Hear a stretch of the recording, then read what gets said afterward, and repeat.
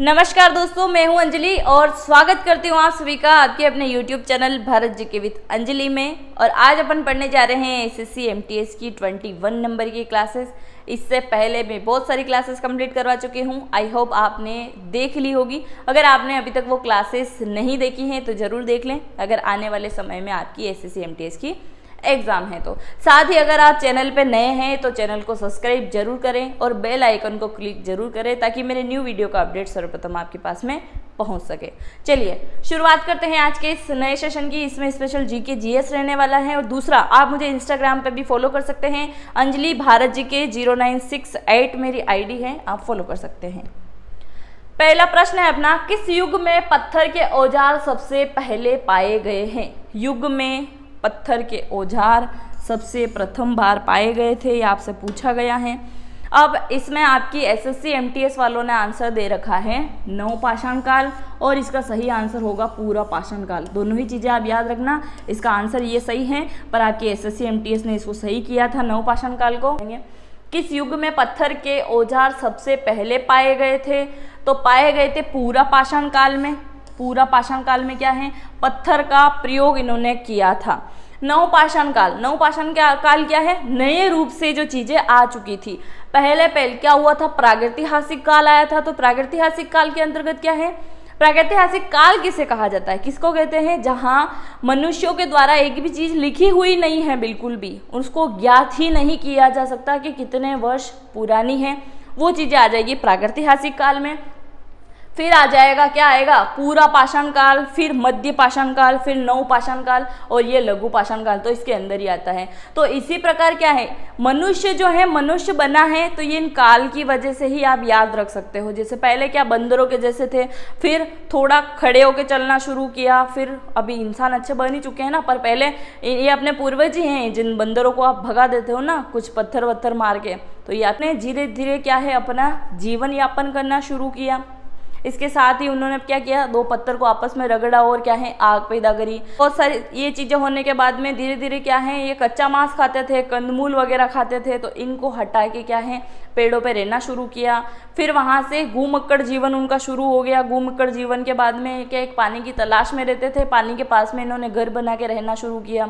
उसके बाद में उन्होंने खेती करना शुरू कर दिया, मतलब घूमक्कड़ जिंदगी उनकी खत्म हो चुकी थी, उन्होंने खेती करना शुरू कर दिया, पशुपालन करना शुरू कर दिया। औजार, चाक जो पहिया है, सर्वप्रथम चाक का आविष्कार हुआ था, कौन से काल में हुआ था, ऐसे क्वेश्चन भी आते हैं एग्जाम में। तो ये सारी चीजें ही क्या है, इसमें जीवन की शुरुआत आप मान सकते हो कि व्यक्ति एक रहना शुरू करता है, किस प्रकार से उसका रहना शुरू होता है। तो ये सारी चीजें इन सारे काल में आ जाएगी। बात करें इस आंसर की, तो आप दोनों ही आंसर याद रख के चलिएगा, क्योंकि सही आंसर पूरा पाषाण काल है। आपकी एसएससी एमटीएस वालों ने माना है नवपाषाण काल, तो पूरा पाषाण काल सही है, आप इसको अच्छे से नोट डाउन कर लीजिएगा। आगे बढ़े, नेक्स्ट है 14वीं सदी का यात्री इब्न बतूता किस जगह से भारत में आया था? इब्न बतूता आया कहाँ से था? मोरक्को से। कहाँ से आया था? मोरक्को से। मोरक्को से आता है, ये क्या है, अफ्रीकी देश है। क्या है, अफ्रीकी देश है। अफ्रीकी देश से आता है। सर्वप्रथम कहाँ पे आता है? सिंध के अंदर आता है।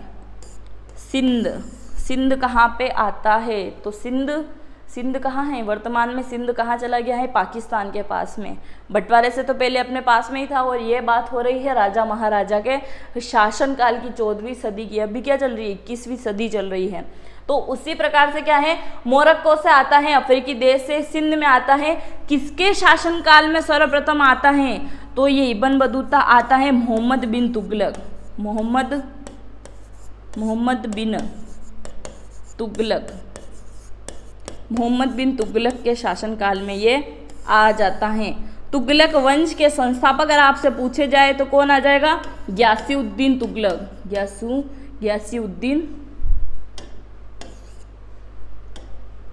गियासुद्दीन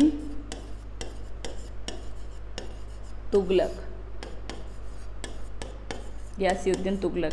तो ये क्या है, तुगलक वंश के क्या है, संस्थापक रहते हैं।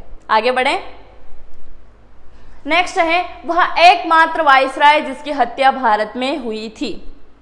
एकमात्र की हुई थी, बाकी सब चले गए थे यहाँ से, है ना, किसी को मारने का टाइम नहीं मिला इनको। तो Lord Canning, Lord Mayo, Lord Ellenborough या लॉर्ड वेलेजरी, तो लॉर्ड मेयो को क्या है, भारत में ही लुढ़का दिया गया था। किसने, बड़े सरदार जी के द्वारा इसको मार दिया गया था। कालापानी की सजा हुई थी उनके गिरोह के व्यक्ति ने इसको मारा था।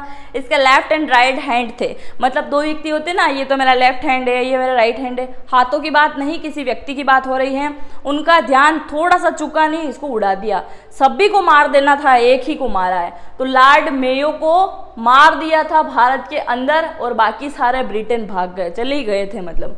नेक्स्ट है, भारतीय संविधान पूर्णतः किस तिथि से लागू हुआ था? भारतीय संविधान कब लागू होता है, सभी को अच्छे से पता होगा, 26 जनवरी 1950 को। क्या होता है इस दिन? भारत का संविधान पूर्णतः अंगीकृत हो जाता है, लागू हो जाता है।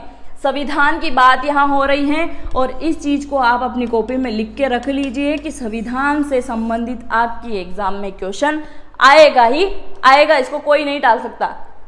बात करें संविधान की, तो संविधान को बनने में लगा हुआ समय कितना है, सभी को पता है, अच्छे से रट लेना इस चीज़ को। 2 वर्ष 11 माह 18 दिन, 2 वर्ष 11 माह 18 दिन इसका समय है। इसको बनाने में इतना टाइम लगा था। लिखा किसने था? प्रेम बिहारी नारायण जी के द्वारा लिखा गया है। संविधान निर्माता किसे माना जाता है? डॉक्टर BR अम्बेडकर जी को माना जाता है। प्रारूप समिति के अध्यक्ष, अस्थायी अध्यक्ष, ये सारी चीजें भी आपको पढ़ना है। कितने देश के द्वारा अपने संविधान में अच्छी बातें ली गई, जैसे कहीं से नीति निर्देशक तत्व हैं, कहीं से मौलिक अधिकार हैं, कहीं से मौलिक कर्तव्य हैं, कहीं से धर्मनिरपेक्षता है। तो इस प्रकार की जो चीजें ली गई है वो टोटल 10 देशों से ली गई हैं। कितने? 10 देशों से। तो टोटल 10 देशों से मिलके अपना भारत का संविधान बना है, जो कि विश्व का सबसे बड़ा संविधान है। जी हाँ, भारत का जो संविधान है वो विश्व का सबसे बड़ा संविधान है, और लिखित एवं निर्मित संविधान भी है। अगर आपसे पूछा जाए कौन से देश का संविधान लिखित संविधान नहीं है, तो वो ब्रिटेन का नाम आप लिख के आ जाना, ब्रिटेन का नहीं है। 15 अगस्त 1947 की अगर मैं यहाँ पे बात करूँ, क्या मनाते हैं अपन? आज़ादी, यानी कि स्वतंत्रता दिवस मनाते हैं, और इसको गणतंत्र के रूप में याद करते हैं। आज़ादी की बात कर रहे हैं यहाँ पे, तो अपन आज़ाद हुए थे 14 और 15 की मध्य रात्रि को, यानी अगस्त महीने में 1947 में आज़ाद हो गए थे, 14 और 15 अगस्त की मध्य रात्रि को। अभी देखिए ना, पाकिस्तान जो अपना आज़ादी दिवस मनाता है वो 14 अगस्त को मनाता है, और भारत मनाता है 15 अगस्त को। तो ये दोनों ही चीज़ों में कोई फर्क नहीं है, साथ में ही आज़ाद हुए, पर वो एक दिन पहले मना रहे, अपन एक दिन बाद में मना रहे। ये सारी चीज़ें आप अच्छे से देख के चलिएगा। फिर बात करें 15 अगस्त 1950 की, तो इस दिन क्या हुआ था? पंडित जवाहरलाल नेहरू, इनके द्वारा क्या किया गया था? स्वराज दिवस मनाने की घोषणा की गई थी। स्वराज दिवस मनाने की घोषणा की गई थी। आगे बढ़े, जो कि आज दिन तक मनाया जा रहा है। नेक्स्ट है, राज्यसभा के 245 सदस्यों में से कुल कितने सदस्य राष्ट्रपति द्वारा मनोनीत किए जाते हैं? क्वेश्चन को आप अच्छे से पढ़ के जाइएगा, क्योंकि यहाँ पे राज्यसभा की बात हो रही है, न कि लोकसभा की। राज्यसभा की अगर मैं बात करूँ तो 245 सदस्यों में से 12 सदस्य चुनने का अधिकार केवल राष्ट्रपति जी के पास में है, और 2 एंग्लो इंडियन भी चुनते हैं, जो लोकसभा के अंतर्गत भी वो चुन सकते हैं। जैसे कि निर्वाचन होते हैं, उसके अंतर्गत वो न्यायाधीश को चुनने का भी अधिकार उन्हीं के पास में है, चुनते हैं ना राष्ट्रपति जी। और इसके अलावा 12 तो ये हो चुके हैं राज्यसभा के, इसके अंतर्गत वो चुनते किसको हैं? जैसे कोई साहित्य के क्षेत्र में है, कोई कला के क्षेत्र में है, कोई लोगों के विकास के लिए यानी लोगों के मदद में है, आगे आया है, समाज की सेवा के लिए है, या किसी भी प्रकार से उनको अगर कोई भी राष्ट्रीय पुरस्कार भी अगर मिल चुका है, या किसी भी क्षेत्र में उनका नाम आगे है, तो वो उनको भी चुन सकते हैं। तो इस क्वेश्चन का आंसर हो जाएगा 12 सदस्यों को ये राष्ट्रपति जी के द्वारा चुना जा सकता है। नेक्स्ट है, शुजा-उल-दौलत Shah Alam II Robert Clive के साथ में इलाहाबाद की संधि पर कब हस्ताक्षर किए हैं? रॉबर्ट क्लाइव का नाम पढ़ते से आपको किसका नाम याद आया होगा? Robert Clive. एक मूवी है ना साउथ की, किसकी है मुझे एक्टर का नाम अभी याद नहीं आ रहा है। रॉबर्ट क्लाइव उसकी मूवी है, एक रॉबिन हुड करके भी उसकी मूवी है, तो आप देखना, अच्छी मूवी है, आपको बहुत मोटिवेशन मिलेगा उससे, मतलब फाइटिंग वगैरह के मामले में, बाकी तो नहीं। तो कब किए थे हस्ताक्षर? हस्ताक्षर करते हैं 1765 के अंतर्गत ये हस्ताक्षर कर देते हैं। आगे बढ़े, नेक्स्ट है कोयला किस चट्टान में पाया जाता है। मैं आपसे पूछती हूँ कोयला सबसे ज्यादा पाया कहाँ जाता है विश्व के अंदर, कमेंट बॉक्स में जरूर बता देना। अब बात करें कोयला किस चट्टान में पाया जाता है, तो ये परतदार चट्टान के अंतर्गत पाया जाता है। सबसे अधिक कोयला है झारखंड के अंदर। कहाँ पे है? झारखंड के अंदर। सबसे अच्छी कोयले की किस्म कौन सी होती है? एंथ्रेसाइट। एंथ्रेसाइट। इस कोयले में क्या होता है? चमक होती है। कोयला कैसा? पत्थरदार कोयला होता है। ये लकड़ी के द्वारा प्राप्त नहीं होता है, एक खदाने टाइप कारखाने जो होते हैं इनके अलग से, और वहाँ ये क्या है कोयले पाए जाते हैं। दूसरा नॉर्मली कोयला जो लकड़ी से जला के प्राप्त करोगे, हाथ में लेना, मुंह पे लगाना, काले हो जाओगे। ये वाला कोयला हाथ में ले लेना, कुछ भी कर लेना, मतलब शाइनिंग अच्छी अलग रहेगी इसमें। तो ये क्या है? इसकी किस्म को पहचानने का एक तरीका है, झारखंड में है ये परतदार चट्टान। आगे बढ़े। नेक्स्ट है क्षेत्रफल की दृष्टि से भारत का विश्व के क्षेत्रों में कौन सा स्थान है। ये क्वेश्चन लिख के रख लेना, आएगा, क्योंकि क्षेत्रफल की दृष्टि से भारत का विश्व में स्थान पूछा गया है। और मैंने आपको जब सारे टॉपिक बताए थे, मैंने इंपॉर्टेंट एमटीएस के लिए एक वीडियो भी लेके आई थी। अगर आप न्यू स्टूडेंट हैं, आपने नहीं देखा है, तो आप प्लेलिस्ट में जाके चेक कीजिए। उन सारे टॉपिक पे आपको बहुत अच्छे से ध्यान लगाना होगा, ताकि आप है ना जीके जीएस में अच्छा स्कोर बना पाओगे। बात यहाँ हो रही है भारत के जितने भी पड़ोसी देश हैं उनके बारे में नॉर्मल जानकारी आपको होनी चाहिए, क्योंकि 1 से 2 क्वेश्चन बनेंगे ही बनेंगे। या तो जनसंख्या से रिलेटेड आ जाएगा, राष्ट्रपति कौन है, प्रधानमंत्री कौन है, मुद्रा कौन सी चलती है, हाल ही में कोई घटना अगर वहाँ हो चुकी है, भूकंप आ चुका है, कोई युद्ध हो चुका है, तो ये सारी चीज़ें आप याद रख के चलिएगा। बात यहाँ कर रहे हैं अपन क्षेत्रफल की दृष्टि से भारत का विश्व में कौन सा स्थान है। पहले स्थान की अगर मैं बात करूं तो कौन सा आ जाएगा? पहले स्थान पे आ जाएगा रूस। दूसरे स्थान की अगर मैं बात करूं तो कौन आएगा? कनाडा। तीसरे स्थान की अगर मैं बात करूं तो आ जाएगा अमेरिका। चौथे स्थान पे आ जाएगा चीन, फिर ब्राजील, फिर ऑस्ट्रेलिया, और फिर कौन आ जाएगा? भारत। आप लोग मुझे कमेंट करके बताना 8वें नंबर पर कौन आता है। 1 2 3 4 5 6 7 8 हो गए। तो 8वें नंबर पे कौन आता है आप लोग मुझे कमेंट करके बताना। 7वें नंबर पे आ जाएगा अपना देश भारत क्षेत्रफल की दृष्टि से।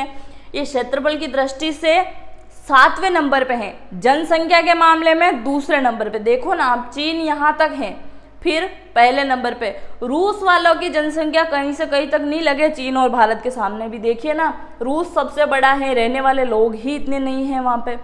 अभी देखिए ये क्षेत्रफल की दृष्टि से 7वें स्थान पे हैं और जनसंख्या के मामले में दूसरे स्थान पे है, वो भी 2011 की जनगणना के अनुसार। अभी जनगणना हो जाए तो पता चल जाए कि कितने नंबर पे पहुँच गए हैं भारत वाले।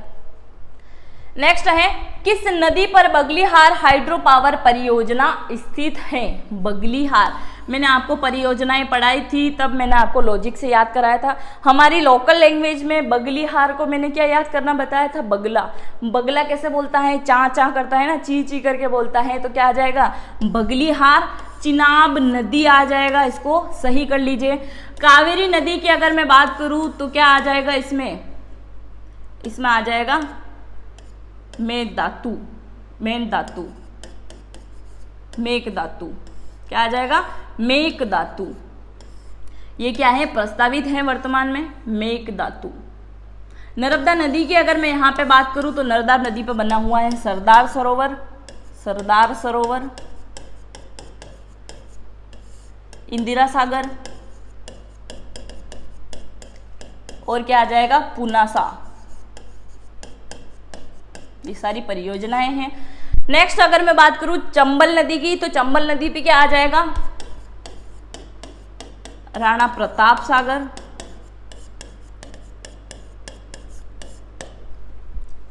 जवाहर सागर और गांधी सागर।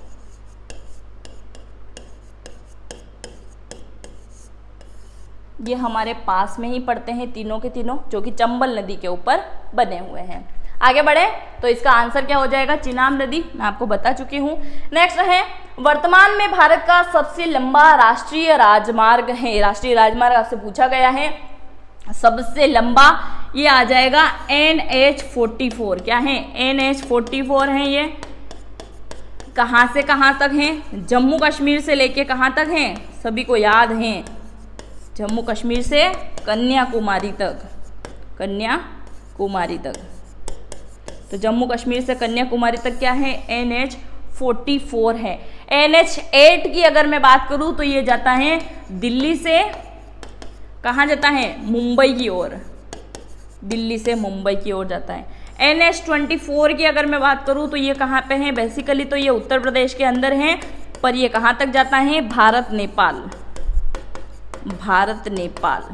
अगर आप नेपाल जाओगे तो इसी रास्ते पे होके आपको जाना पड़ेगा। एक ऑप्शन मैं आपके लिए छोड़ती हूँ, NH548, ये कहाँ से कहाँ तक है। और एक और आपको आंसर करना है कमेंट बॉक्स में कि सबसे छोटा राष्ट्रीय राजमार्ग कौन सा है। मैंने आपको लंबा भी बता दिया है, छोटा कौन सा है और कहाँ से कहाँ तक है, कितने किलोमीटर का है, आप मुझे बता दीजिएगा। झारखंड में है वैसे तो, पर कितने किलोमीटर का है, कहाँ से कहाँ तक चलता है, आप लोग मुझे कमेंट करके बताएंगे। नेक्स्ट है, राष्ट्रीय आय क्या है। तो राष्ट्रीय आय क्या है, यह एक वर्ष में किसी देश में उत्पादित सभी वस्तुओं तथा सेवाओं का धन मूल्य है। तो पहला ही आंसर इसका सही हो जाएगा। ये क्या है, राष्ट्रीय आय है। राष्ट्रीय आय क्या है, इनकम टैक्स वगैरह जो चीजें आ जाती है वो इसी के अंदर है। एक वर्ष के द्वारा किसी भी देश में उत्पादित वस्तुओं एवं सेवाओं धन मूल्य जो है राष्ट्रीय आय कहलाती है। नेक्स्ट है, भारत में बीमा क्षेत्र का नियमन कौन सी संस्था करती है। बीमा की यहाँ पे बात हो रही है, LIC मत लगा देना, IRDA इसका आंसर हो जाएगा। LIC क्या है, जीवन के साथ भी और जीवन के बाद भी, ये चीजें इसमें आएगी। नेक्स्ट है, पर्यावरण प्रदूषण के कारण अम्ल वर्षा निम्नलिखित में से किस वजह से होती है। अम्ल वर्षा, अम्ल वर्षा किसके ऊपर ज्यादा देखने को मिलेगी आपको, ताजमहल ही इसका एक उदाहरण है, जिसको आप देख लीजिए वो धीरे धीरे क्या है, सफेद रंग से थोड़ा डार्क होते जा रहा है। तो इसमें क्या आ जाएगा, नाइट्रेट ऑक्साइड और सल्फर डाइऑक्साइड, ये इसका आंसर हो जाएगा। आगे बढ़े। नेक्स्ट है, एसिटिलीन का सूत्र है, एसिटिलीन का सूत्र है, तो सूत्र क्या हो जाएगा, C2H2 इसका सूत्र हो जाएगा। आगे बढ़े। ये साइंस वाली बातें अपने साइंस की जो बातें हैं वो अपने बस की नहीं है। नेक्स्ट है, किस प्रकार के दर्पण हमेशा एक खड़ी तथा आभासी छवि बनाते हैं। ये क्वेश्चन आएगा एग्जाम में, जरूर इसको नोट डाउन कर लीजिएगा। किस प्रकार के दर्पण हमेशा एक खड़ी तथा आभासी छवि बनाते हैं। जैसे ये घड़ी है, तो इसमें अगर आप देख रहे हो ना, तो वो एज इट इज वही टाइम बता रही है और आप इसको अच्छे से देख भी पा रहे हो। तो ये क्या है, हमेशा एक खड़ी तथा आभासी छवि, आभासी मतलब वो चीज आप अच्छे से देख पा रहे हो। तो इसमें क्या हो जाएगा, समतल। ये समतल ही है ना, जिसको आप देख रहे हो अच्छे से, आपको टाइमिंग भी इसका नजर आ रहा है, तो समतल हो जाएगा। अवतल की अगर मैं बात करूं तो अवतल, ज्यादातर इसका एक ही उदाहरण रटा रुटा है, क्या है, दाढ़ी बनाने में प्रयोग आता है। अरे जो शीशा आप यूज करते हो चेहरा देखने के लिए, वो आ जाएगा अवतल के अंदर। उत्तल की अगर बात करें तो वाहनों में जो प्रयोग होते हैं ना, कार जैसे साइड वगैरह की चीजें देखने के लिए, आपने देखा होगा ना, अगर आप बहुत सारी गाड़ी वगैरह में बैठे होंगे तो आपको पता होगा कि कौन सा कांच यहाँ प्रयोग हो रहा है। तो ये आ जाएगा उत्तम नहीं, उत्तल है, उत्तल दर्पण, उत्तल दर्पण आ जाएगा। आगे बढ़े। बर्फ का एक टुकड़ा एक गिलास पानी में तैर रहा है, जब बर्फ पिघलता है तो क्या हो जाएगा। और आपके दिमाग में क्या आएगा, अगर पानी की एक गिलास भरी है, उसमें बर्फ का टुकड़ा डाला है तो पानी छलकेगा, मीन्स बाहर निकलेगा। ऐसा कुछ नहीं होता है, प्रायोगिक करके देख लेना, स्थिर ही रहेगा, पानी नहीं निकलेगा। क्योंकि एक लेवल पानी का रखना, ज़्यादा फूल मत भर देना उसको, फिर बर्फ डालोगे तो गिरेगा ही। क्योंकि बर्फ को डालने के बाद पानी भरना, वो स्थिर मात्रा में ही रहने वाला है, उससे बाहर नहीं निकलेगा। पहले ग्लास लेना, आइस क्यूब उसके अंदर डालना, फिर उसमें पानी डालना, फिर और कुछ दूसरी चीज़ें मत डालना, ठीक है। तो ये हो जाएगा। नेक्स्ट है, लोहे को जिंक की परत के द्वारा संरक्षित करने की प्रक्रिया कहलाती है, ग्लेवेनीकरण कहलाती है। नेक्स्ट है, इस प्रक्रिया द्वारा शरीर से अपशिष्ट उत्पादकों को हटाया जाता है। इस प्रक्रिया को आमतौर पर रिक्त स्थान के नाम से जाना जाता है, मलोत्सर्जन। यानी कि आप खाना खाते हो, फिर पचता है और फिर क्या करते हो, मलोत्सर्जन करते हो, ये चीजें इसमें आ जाएगी। नेक्स्ट है कंप्यूटर शब्दावली में यूएसबी का पूर्ण रूप क्या है? पूर्ण रूप है यूनिवर्सल सीरियल बस, इसका आंसर हो जाएगा। नेक्स्ट है किस नेता की जयंती, किस नेता की 125वीं जयंती को पराक्रम दिवस के रूप में मनाया जाता है? पराक्रम दिवस, जिसने क्या किया था? फॉरवर्ड ब्लॉक की स्थापना करी थी। पराक्रम दिवस मनाया जाता है सुभाष चंद्र बोस को। इतनी एकाकी शक्ति थी इनके पास में कि हिटलर तक को इन्होंने पहचान लिया था कि ये 7 जो है इसके हम शक्ल हैं, इसमें से ओरिजिनल हिटलर कैसा है। सुभाष चंद्र बोस जो है वहीं से उन्होंने क्या किया था? फॉरवर्ड ब्लॉक की स्थापना करी थी। जर्मनी चले गए थे हिटलर से मिलने के लिए, जब क्या है भारत में आंदोलन उग्र रूप से चल रहे थे, जैसे गांधी जी के जितने भी आंदोलन थे ना, उसी समय सुभाष चंद्र बोस जो है उनके दिवस पे, उनकी जयंती पे मनाया जाता है पराक्रम दिवस। दीनदयाल उपाध्याय, इनके जन्म दिवस पे मनाया जाता है अंत्योदय, अंत्योदय, अंत्योदय योजना जो चल रही है, वो जो अंत्योदय दिवस जो है इन्हीं के जन्म दिवस पर मनाया जाता है, दीनदयाल उपाध्याय जी के। महात्मा गांधी जी की अगर मैं बात करूं तो क्या मनाया जाता है? गांधी जयंती मनाई जाती है इनके जन्म दिवस पर। स्वामी विवेकानंद की अगर मैं बात करूं तो मनाया जाता है युवा दिवस। क्या मनाया जाता है? युवा दिवस मनाया जाता है। आगे बढ़े। नेक्स्ट है वर्ष 2020 में भारत के किस शहर में क्रिएट क्रिसलर ने अपना पहला डिजिटल हब स्थापित करने के लिए आईटी कंपनी विप्रो के साथ भागीदारी की है? अगर क्वेश्चन में थोड़ा सा चेंज आ जाए, सिर्फ ये पूछा जाए किस शहर में पहला डिजिटल हब स्थापित किया गया है, तो वो आ जाएगा गुजरात, यानी सूरत के अंदर पहला किया गया है। और यहाँ पे आपसे पूछा गया है 2020 में भारत के किस शहर में क्रिएट क्रिसलर ने अपना पहला डिजिटल हब स्थापित किया है, जो कि आईटी कंपनी विप्रो के साथ में भागीदारी करने वाला है, तो इसका आंसर हो जाएगा हैदराबाद। दोनों ही क्वेश्चन अलग हैं, तो दोनों को ही आप अच्छे से याद रखिएगा। नेक्स्ट है निम्न में से किस देश ने एशिया सहयोग वार्ता 2021 में 17वीं मंत्री स्तरीय बैठक की मेजबानी करी है? किसके द्वारा की गई है? तुर्की के द्वारा की गई है। नेक्स्ट है कौन सा एकमात्र खेल है जहां राग बोलना अनिवार्य है? अभी आप सभी को प्रायोगिक करोगे ना तो भी पता चल जाएगा। कबड्डी में बोलना पड़ता है ना, कबड्डी कबड्डी कबड्डी कबड्डी, तो एक राग ही निकल रही है ना। हॉकी में बोलने की जरूरत है नहीं, स्टिक लेके चलते बनो, बस काम करते रहो। और क्रिकेट में कोई बोलेगा क्या? नहीं बोलते ना, उनके चलता रहता है गेम, इधर बॉल है, इधर बल्लेबाज दौड़ रहे हैं, वो सारी चीजें। कुश्ती में मार खाते हैं तो आवाज निकलती है, बाकी नहीं, इनमें कोई राग की जरूरत नहीं होती है। तो सिर्फ कबड्डी के अंदर ही क्या है, आपको राग देना होता था। मेरी फ्रेंड है तो इसमें बहुत बेईमानी करती थी जब हम खेलते थे, मतलब बोलते बोलते वो आवाज निकालना शुरू कर देती और फिर हम बोलते थे कि नहीं तू चीटिंग कर रही है कि गलत है, तो नहीं मैं तो बोल रही हूँ, मेरी सांस अभी तक नहीं रुकी है। इसमें रहता है ना, सांस का खेल रहता है, जैसे ही सांस रुकी है आउट, मतलब खत्म, वही चीजें होती है ना। आपने भी खेला हो तो कमेंट बॉक्स में जरूर बता दीजिएगा। नेक्स्ट है एन रॉक्सन्स ऑफ द ड्रीम नामक पुस्तक के लेखक कौन है? तो इसके ड्रीम नामक पुस्तक जो है इसके रचयिता हैं जवाहरलाल नेहरू। इनकी एक और पुस्तक है द डिस्कवरी ऑफ इंडिया। क्या है? The discovery of India, Jawaharlal Nehru की पुस्तक है। महात्मा गांधी जी की बात करें तो इनकी क्या पुस्तक है? सत्य के प्रयोग। क्या है? सत्य के प्रयोग, सत्य के प्रयोग, राम नाम। और इसके अलावा क्या आ जाएगा? हिंदू स्वराज, हिंदू स्वराज। और क्या है, साउथ अफ्रीका से जो वापस आते हैं उसकी स्टोरी भी उन्होंने लिखी है। भगत सिंह की अगर मैं बात करूं तो क्या है? जेल यात्रा, मतलब जेल के अंदर इन्होंने बैठ के लिखी थी। लाल बहादुर शास्त्री की आप मुझे कमेंट करके बताना, क्योंकि एक इनका है ना, इनका रहस्य बना हुआ है इनका मौत का, जो ये इनकी मृत्यु हो चुकी थी। पंडित इनकी क्या, लाल बहादुर शास्त्री जो क्या है देश के प्रधानमंत्री थे उस समय, ताशकंद में उनकी मृत्यु हो जाती है। उनकी जब बॉडी वापस आती है, पार्थिव शरीर इनका वापस आता है तो पूरा नीला पड़ा होता है, यहाँ इस जगह उनके छेद होता है, बहुत सारी चीज़ें हैं जो आज तक बनी हुई है। तो इनकी मौत का राज भी आज दिन तक पता नहीं चला है। इनकी पुस्तक आप मुझे बताना। बहुत अच्छे प्रधानमंत्री हुए हैं लाल बहादुर शास्त्री, मतलब कुछ कह ही नहीं सकते ना, तो ऐसा प्रधानमंत्री पहले कभी हुआ है ना कभी आगे हो सकता है। बहुत अच्छे प्रधानमंत्री थे। अगर आपने इनकी पुस्तक पढ़ी है तो कमेंट बॉक्स में ज़रूर बताइएगा और इनकी पुस्तक का नाम भी ज़रूर बताइएगा। नेक्स्ट है मध्य प्रदेश में रिक्त स्थानीय गुफाएं ऐतिहासिक गुफा चित्रों तथा वित्तीय का बेहतरीन उदाहरण है।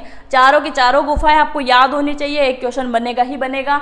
मध्य प्रदेश की गुफा की अगर बात करूं तो भीमबेटका की आ जाएगी, अजंता एलोरा की बात करूं तो महाराष्ट्र की आ जाएगी, और उदयगिरी खंडगिरी, ये दोनों साथ में नाम याद रखना। उदयगिरी एक और, ये गुफा कहाँ की है, के अंदर।